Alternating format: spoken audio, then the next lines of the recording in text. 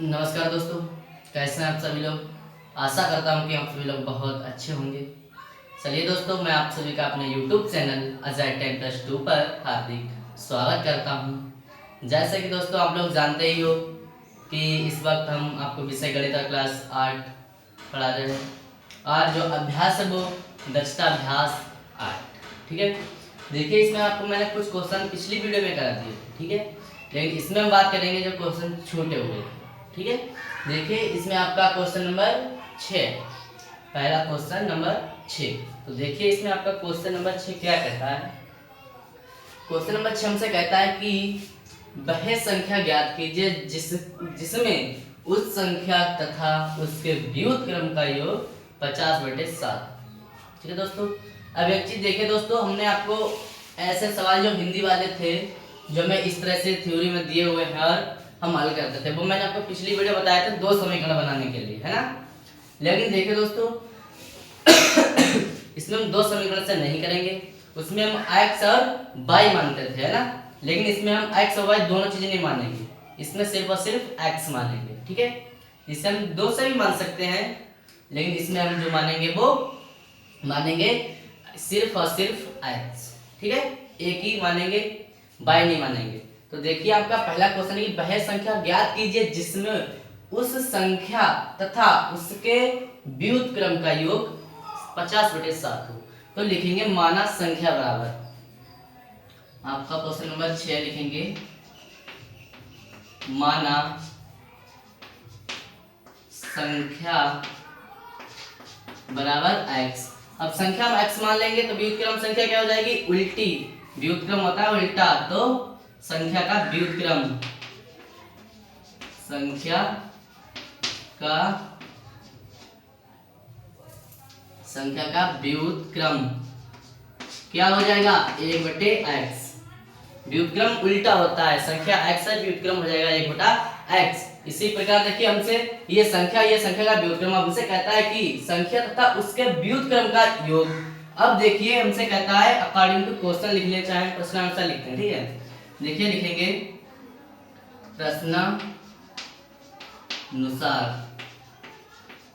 प्रश्नानुसार कहने का मतलब है कि जो हमसे प्रश्न कहता है उसी के अनुसार क्या है, संख्या तथा उसके व्युत्क्रम का योग 50/7 है। संख्या क्या है x, व्युत्क्रम कितना है 1/x। क्या कहता है योग, तो जोड़ लिया, कितना दिया हुआ है बराबर 50/7। 50/7 ठीक है, अब इसके लिए हम हल कर लेंगे। देखिए क्या करेंगे, सबसे पहले इधर हल करेंगे तो हम x देखिए मान निकालेंगे, पहले इसके बटे में 1 कर लेंगे, x लास्ट आ जाएगा, इधर हो जाएगा x² और प्लस इधर हो जाएगा 1 बराबर 50/7। ठीक है, अब कैंची काटूंगा इस तरह से कर देंगे, इसकी इधर और इसकी इधर, तो इधर हो जाएगा 7x² प्लस 7 बराबर x की गुणा 50 से करने का जाएगा 50x। ठीक है, अब देखिए 7x², इसे लिखेंगे 7x²।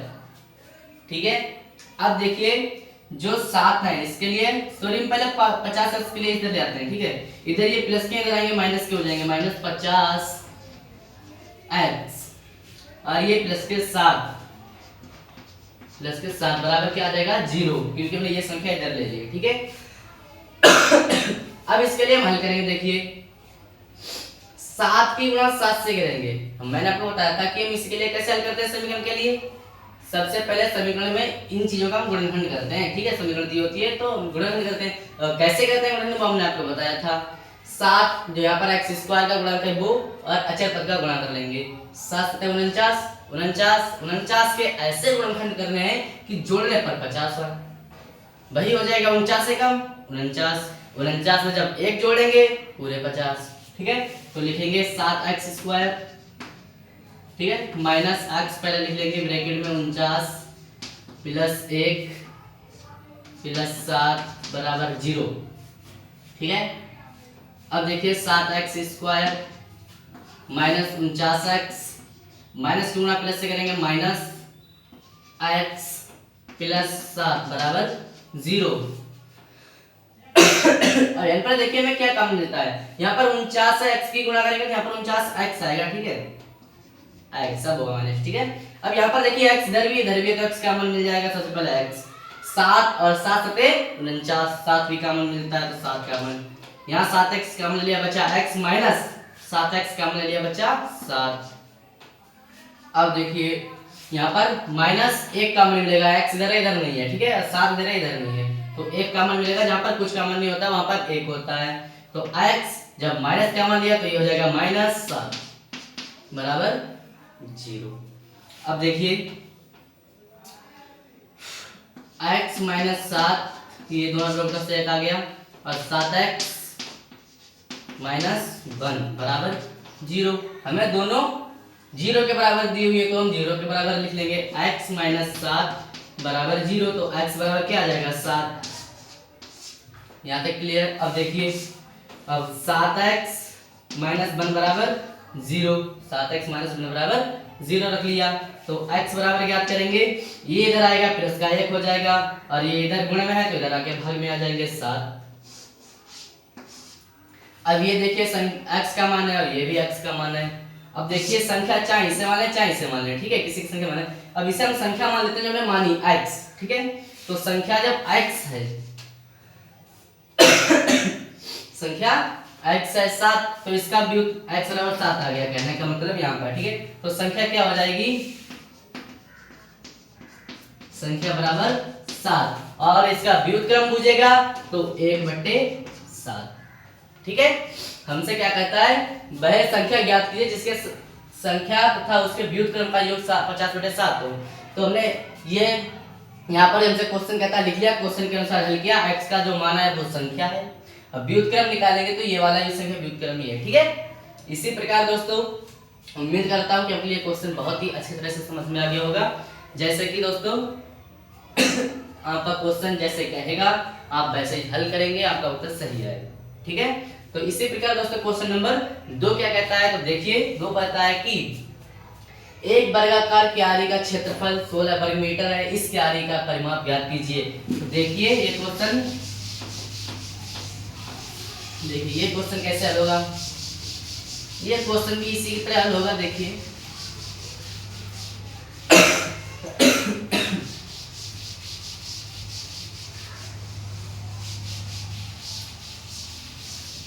देखिए हमसे क्वेश्चन में कहता क्या, पहले ये चीज ध्यान से पढ़िएगा। एक वर्गाकार क्यारी का क्षेत्रफल, वर्गाकार क्यारी का क्षेत्रफल कितना है 16 वर्ग मीटर, इसे लिख लेते हैं, ठीक है। वर्गाकार क्यारी का क्षेत्रफल, वर्गाकार क्वेश्चन नंबर 7 है, वर्गाकार क्यारी का क्षेत्रफल बराबर कितना है दिया हुआ 16 वर्ग मीटर, 16 मीटर स्क्वायर में वर्ग मीटर बात एक ही होती है, ठीक है। अब देखिए 16 वर्ग मीटर में दिया हुआ है। अब जो वर्ग का जो परिमाप वर्ग का क्षेत्रफल जो होता है वो होता क्या, पहले ये देखिए। वर्गाकार क्यारी का क्षेत्रफल मैंने लिखा तो वर्ग का जो क्षेत्रफल होता है, वर्ग का क्षेत्रफल वो होता है भुजा स्क्वायर, चाहे भुजा स्क्वायर बोल लें चाहे भुजा गुणे भुजा बोल लें, ठीक है दोस्तों। तो इसी प्रकार यहाँ पर जो है वो क्या हो जाएगा भुजा स्क्वायर, यहाँ पर लिख देंगे भुजा स्क्वायर, इस तरह से बराबर हमें कितना दिया हुआ है 16। भुजा स्क्वायर कहने का मतलब वर्ग का क्षेत्रफल बराबर कितना हमें दिया हुआ है 16, ठीक है। अब देखिए भुजा हमें यहाँ पर दी हुई नहीं है तो हम भुजा मान लेते हैं, ठीक है, मानेंगे माना भुजा बराबर यहाँ पर लिख लेते हैं ऊपर क्वेश्चन नंबर 7 डालो, लिख लो माना वर्गाकार क्यारी का क्षेत्रफल, वर्गाकार क्यारी जो है इसकी भुजा मान लेते हैं, माना भुजा लिख लो, ठीक है, माना भुजा बराबर x, माना भुजा बराबर x मीटर। जब हमने भुजा x मान ली तो x स्क्वायर हो जाएगा, सूत्र के हम जब सूत्र में जब पुट करेंगे x के लिए तो भुजा की जगह पर x स्क्वायर हो जाएगा बराबर 16, ठीक है। अब यहाँ से स्क्वायर हटाएंगे, मैंने आपको बताया था कैसे हटाते हैं, तो यहाँ से स्क्वायर हटाएंगे 16 पर अंडर रूट लग जाएगा, x बराबर जब अंडर रूट में हम जब 4 गुणे 4 नहीं लिख सकते हैं 16 के लिए, 16 के लिए 4 गुना 4 लिख सकते हैं, तो जोड़ा बना लेंगे यहाँ से, 4 का एक जोड़ा बन जाएगा तो एक बाहर निकल जाएगा बराबर, ठीक है, तो 4 निकल जाएगा इस तरह से। तो जो x का मान होगा वो होगा 4 प्लस माइनस, जब अंडर रूट से बाहर निकालते हैं दोनों प्लस का भी हो सकता है माइनस का भी हो सकता है, ठीक है, दोनों होते हैं जब अंडर रूट से बाहर निकलते हैं, प्लस और माइनस। तो इसी प्रकार आपका आंसर हो जाएगा 4। इसमें हमसे कहता क्या है, परिमाप ज्ञात कीजिए। अब देखिए हमसे यार परिमाप, वर्ग का परिमाप होता है, वर्ग का परिमाप होता है 4 गुणे भुजा, 4 भुजा, 4 गुणे भुजा, ठीक है।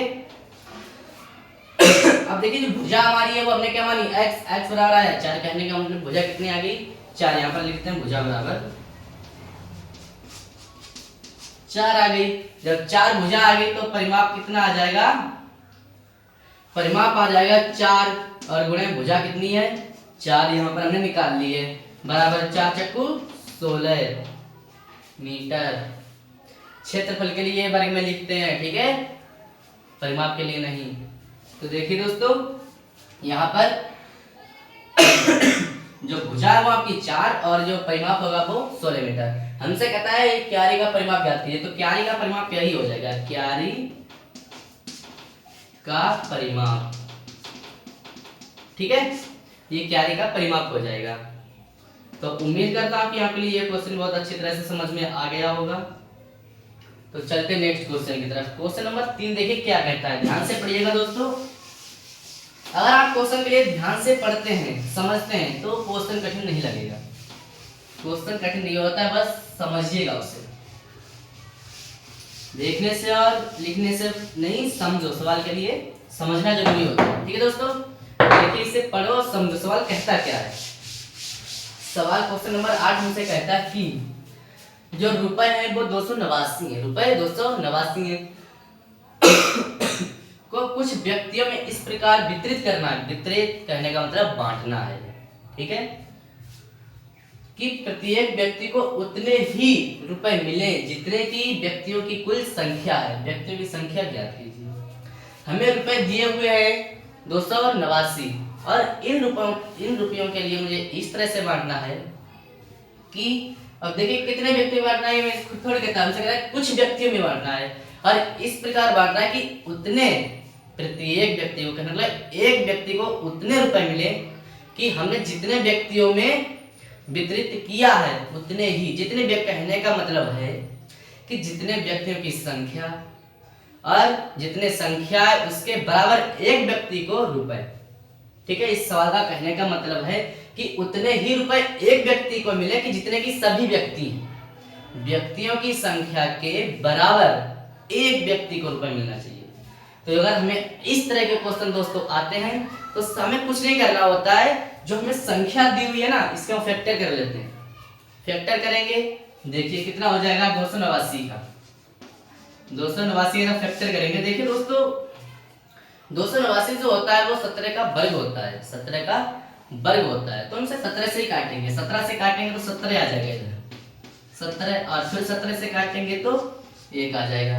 अब यहाँ पर काटेंगे, देख सकते हैं 17 से काटेंगे, 17 एकम 17, जब यहाँ पर 1 बचेगा और यहाँ पर 11 बचेगा, 11 में जब 9 इधर आ जाएंगे तो 119 हो जाएगा और 17 7 119, 17 से 1 आ जाएगा, ठीक है, इस तरह से। अब देखिए इसमें क्या है 17 है, जोड़ा बन गया, जोड़ा बना लेंगे। जोड़े से कितना आ गया, जब एक जोड़ा है, कहना 289 का 17 गुणे 17, इस तरह से लिखेंगे। एक जोड़ा बन रहा है, जब एक जोड़ा बन रहा है तो जोड़े से एक संख्या बाहर निकाल लेते हैं, 2, 17 आ गया। अब यहाँ पर हमसे इस फैक्टर से हमें ये चीज पता लगती है कि जो 17 आया है वही व्यक्तियों की संख्या हो जाएगी और प्रत्येक व्यक्ति को पहले रुपए हो जाएंगे। अब देखिए लिखेंगे कि 17 अगर हम 17 रुपए व्यक्तियों को दें, 17 रुपए अगर व्यक्तियों को देंगे तो एक व्यक्ति को मिलेंगे। यहाँ पर सीधे लिख देते हैं कि प्रत्येक व्यक्ति को प्रत्येक व्यक्ति को कितने रुपए मिलेंगे? 17 रुपए मिलेंगे। ठीक है, प्रत्येक व्यक्ति को कितने रुपए मिलेंगे? 17। अब देखिए हमसे कहता उतने ही रुपए प्रत्येक व्यक्ति को देंगे जितने की व्यक्तियों की संख्या है। तो जब 17 हमें निकल आए हैं रुपए तो व्यक्तियों की संख्या भी 17 होगी। 17 होगी। अब देखिए जब 17 व्यक्तियों के लिए हम 17 रुपए देंगे, गुना कर लो। 17 की जब गुणा करेंगे फिर वही आ जाएगा। कहने का मतलब हमारा जो बंटवारा जो हमने वितरित किए हैं रुपए वो सही किए हैं। एक व्यक्ति को 17 रुपए मिलेंगे और जो कुल व्यक्ति होंगे वो कितने होंगे? 17। अब हमसे कहता है कि व्यक्तियों की संख्या लिखिए। लिख देते हैं। व्यक्तियों की संख्या कितनी हो जाएगी दोस्तों? व्यक्तियों की संख्या हो जाएगी, व्यक्तियों